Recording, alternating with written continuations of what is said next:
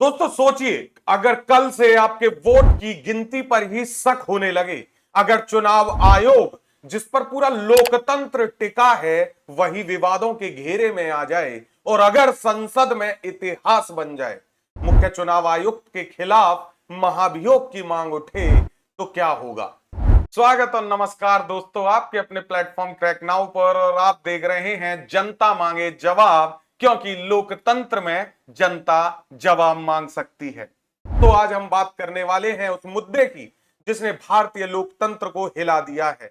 विपक्ष कह रहा है कि चुनाव आयोग निष्पक्ष नहीं रहा और इसके खिलाफ महाभियोग जैसा कदम उठाने की तैयारी हो रही है। यह सिर्फ राजनीति नहीं, यह संविधान और लोकतंत्र की आत्मा का सवाल है। बिहार के एसआईआर ड्राइव से शुरू हुआ था यह विवाद, अब संसद के दरवाजे तक पहुंच चुका है। विपक्ष का आरोप है कि मतदाता सूचियों में गड़बड़ी और पक्षपात साफ दिख रहा है और इसी आधार पर मुख्य चुनाव आयुक्त ज्ञानेश कुमार के खिलाफ प्रस्ताव लाने की तैयारी हो रही है। क्या आपने कभी सोचा था कि चुनाव आयोग जैसे संस्थान को भी कटघरे में खड़ा किया जा सकता है। प्रक्रिया को सरल भाषा में अगर हम समझें तो अब सवाल है कि महाभियोग होता कैसे है। अगर विपक्ष को लोकसभा में कम से कम 100 और राज्यसभा में 50 सांसदों का समर्थन मिल जाए तो प्रस्ताव पेश किया जा सकता है। उसके बाद दोनों सदनों में तिहाई बहुमत चाहिए होता है, 2/3 बहुमत चाहिए होता है। अगर ये पास हो गया तो मुख्य चुनाव आयुक्त को पद से हटाया जा सकता है। यानी ये खेल आसान नहीं है, केवल नारे और भाषण काफी नहीं होंगे, संख्या भी चाहिए। यहां एक दिलचस्प बात है, भारत के इतिहास में अब तक किसी भी चुनाव आयुक्त के खिलाफ कभी महाभियोग नहीं लाया गया।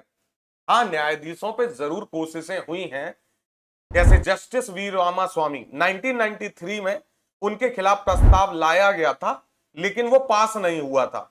ऐसे ही जस्टिस सौमित्र सेन के खिलाफ 2011 का राज्यसभा ने एक प्रस्ताव पास किया उनके खिलाफ, लेकिन लोकसभा से पहले उन्होंने इस्तीफा दे दिया। और कई जजों पर भी कोशिशें हुई हैं लेकिन सफल कभी नहीं हुआ। तो अगर ये प्रस्ताव सचमुच आगे बढ़ता है तो भारतीय लोकतंत्र का ऐसा पहला मौका होगा। अब आप सोच रहे होंगे अगर ये कदम उठता है तो इसके नतीजे क्या होंगे। पहला नतीजा होगा कि चुनाव आयोग की विश्वसनीयता पर सवाल खड़ा होगा।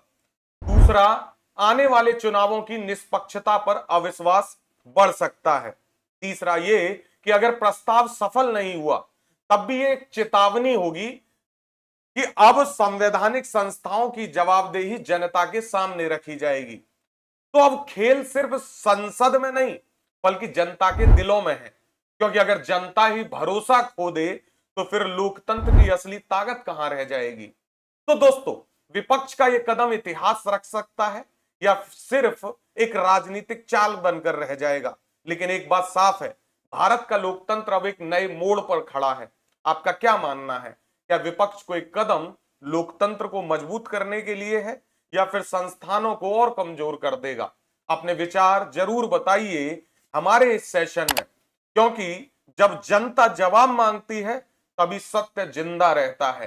तो जवाब मांगते रहिए, सत्य को जिंदा रखिए और देश के भविष्य को आगे बढ़ाइए। जय हिंद।